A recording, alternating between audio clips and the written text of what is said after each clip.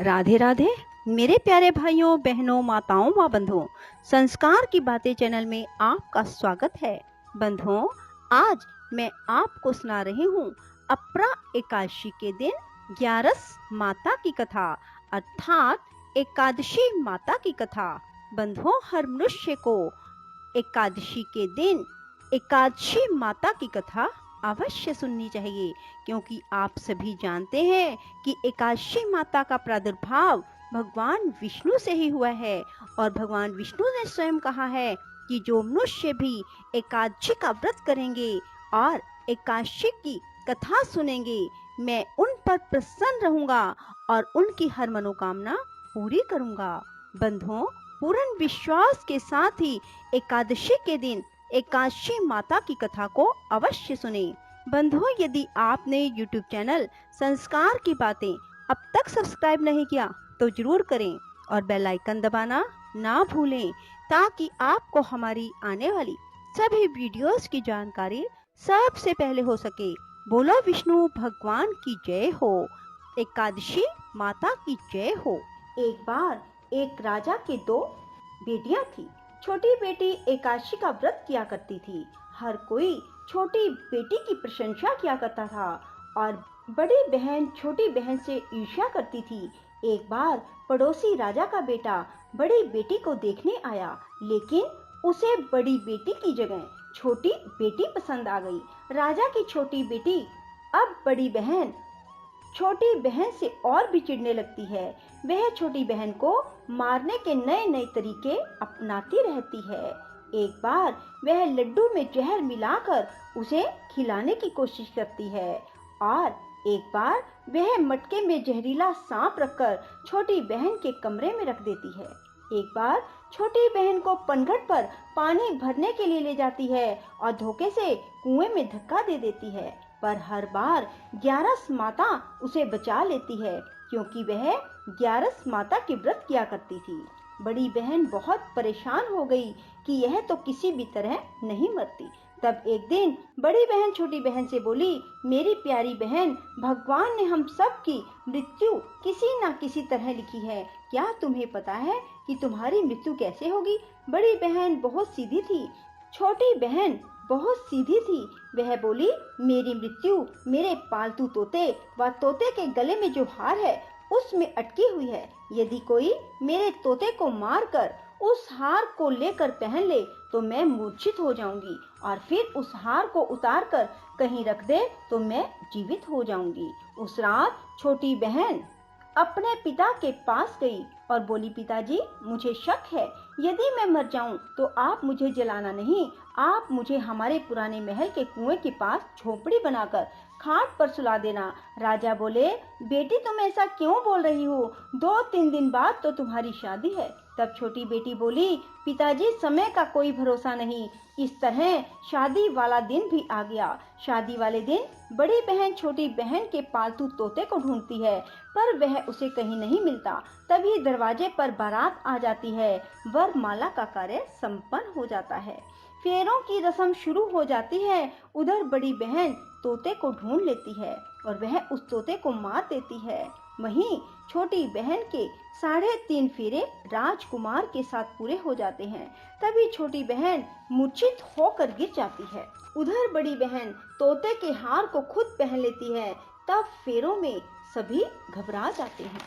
सभी बारातियों में हलचल मच जाती है कि राजकुमारी को क्या हुआ। सब डर जाते हैं। तब राजा वैद्य हकीमों को बुलाते हैं। छोटी राजकुमारी को महल में ले जाकर लिटा दिया जाता है। वैद्य और हकीम राजा से कहते हैं, राजकुमारी ना मरी है ना जीवित है, हमने ऐसा पहली बार देखा है। तब राजा उनसे कहते हैं, बाहर जाकर बोलना कि राजकुमारी बेहोश है, अभी थोड़ी देर में ठीक हो जाएगी। यदि तुम ऐसा नहीं कहोगे तो मैं तुम्हें फांसी दे दूंगा। बेचारे वैद्य हकीम राजा के कहे अनुसार बोल देते हैं। तभी बड़ी बेटी आती है और कहती है, पिताजी, मुझे छोटी बहन के मरने का बहुत दुख है। उससे ज्यादा दुख मुझे आपकी इज्जत का है, जो कि खराब हो जाएगी। आप ऐसा करो कि मेरी शादी राजकुमार के साथ कर दो, तब सब ठीक हो जाएगा। आपकी इज्जत भी रह जाएगी। तब राजा को यही ठीक लगा और राजा ने छोटी बेटी के कपड़े पहनाकर बड़ी राजकुमारी को फेरों में बिठा दिया। पर राजकुमार ने मना कर दिया, कहा कि यह मेरी पत्नी नहीं है। मेरी पत्नी जब बोलती है तो उसके मुंह से फूल झड़ते हैं। लेकिन सबने समझा बुझाकर उससे 3.5 फेरे लगवा दिए।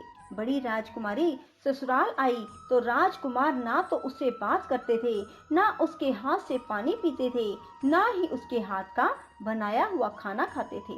राजकुमार ने मन ही मन सोचा, मैं पता लगा कर रहूंगा कि मेरी पत्नी के साथ क्या हुआ। एक दिन राजकुमार दुखी मन से घोड़े पर बैठकर जा रहे थे कि घोड़ा वहीं जाकर रुका जहां राजकुमारी की अधमरी लाश को रखा गया था। राजकुमार ने मन ही मन सोचा कि घोड़ा यहाँ किस कारण से रुका है, कोई तो वजह है जो यहाँ घोड़ा रुक रहा है। तब राजकुमार घोड़े से उतरकर पुराने महल में गए। वहाँ एक चौकीदार था। राजा ने पूछा, यह महल किसका है? तब चौकीदार ने बताया कि यह महल किसका है। तब राजकुमार समझ गए कि यह पुराना महल तो उसके ससुर का ही है। वहाँ खाट पर कौन सो रहा है?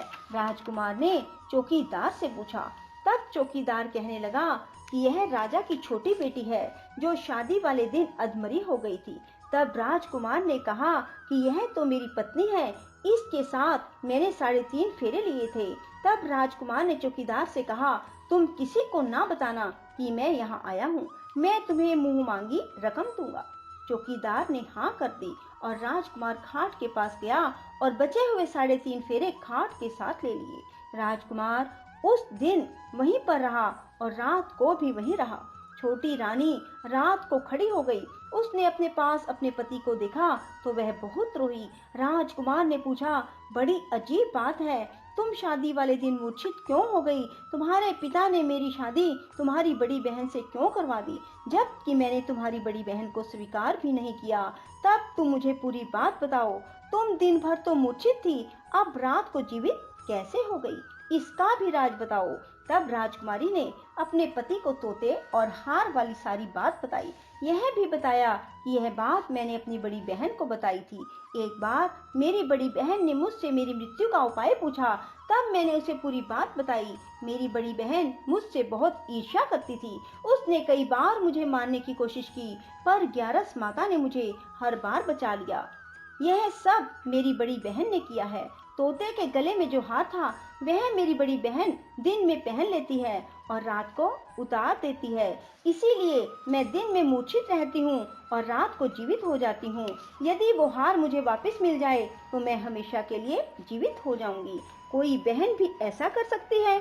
अब राजकुमार छोटी राजकुमारी के साथ वहीं दिन बिताने लगे। बड़ी रानी ने दासियों को भेजकर पता लगाना चाहा कि आजकल राजकुमार दिन रात कहाँ रहते हैं, पर उसे कोई खबर ना लगी। उधर छोटी रानी गर्भ से हो गई। एक दिन छोटी रानी ने राजकुमार से कहा, मुझे चाहे बेटा हो या बेटी, रात में ही हो, दिन में तो मैं मूर्छित रहती हूँ। पर एक दिन राजकुमार को किसी काम से बाहर जाना पड़ा और तभी राजकुमारी प्रसव से हो गई। तब उसने ग्यारस माता को याद किया। तब ग्यारस माता स्वयं आकर उसका प्रसव करवाती है। उसके सुंदर पुत्र पैदा होता है। तभी वहां राजकुमार आ जाते हैं। उसने भी ग्यारस माता के दर्शन किए।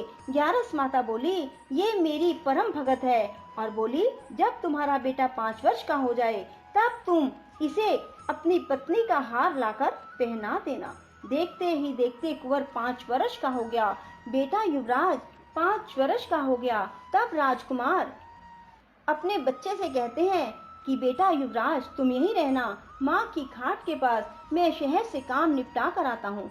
तब बड़ी रानी के दास दासी राजा को वहाँ से आते हुए देख लेते हैं और बच्चे को उठवा लेते हैं। बच्चे के 2 टुकड़े कर दिए जाते हैं, एक टुकड़ा चक्की के नीचे और एक अपने पलंग के नीचे रख लेती है। तब वह ग्यारस माता को याद करती है और ग्यारस माता भीख मांगने के लिए बड़ी रानी के महल में आती है।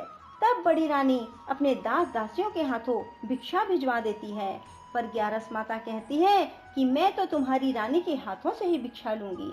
तब वे जाकर उसे कहते हैं। तब बड़ी रानी खुद उसे भिक्षा देने के लिए आती है। तब ग्यारस माता बिल्ली का रूप बनाकर अंदर जाती है और उसके बच्चे के जो 2 टुकड़े होते हैं उन्हें इकट्ठा जोड़ देती है और उसमें प्राण फूंक देती है और उसे लेकर चली जाती है। राजकुमार कुंवर को लेकर महल में जाते हैं और कहते हैं, रानी, ये बच्चा मेरी दूर के रिश्ते की बहन का है। यदि तुम इसे प्यार से रखोगी तो शायद मेरा दिल भी तुम पर आ जाए। तब बड़ी रानी कुंवर को लाड प्यार से रखती है। तब एक दिन राजकुमार अपने बेटे से कहता है कि तुम अपनी मामी से हार मांग लो, हम ये हार लेकर तुम्हारी माँ के पास चलेंगे, पर ये बात अपनी मामी को मत बताना।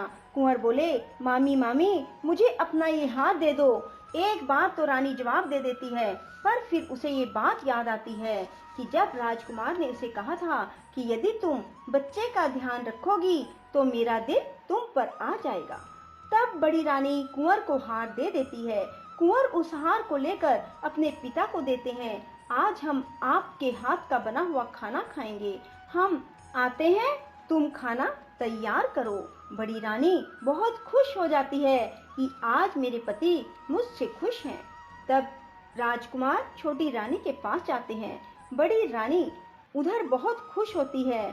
तब राजकुमार छोटी रानी को वो हार पहना देते हैं और छोटी रानी जीवित हो जाती है और महल में छोटी रानी और बच्चे को लेकर आते हैं और बड़ी रानी को अपने ससुर के यहाँ छोड़ने के लिए चले जाते हैं और उन्हें सारी बात बताते हैं।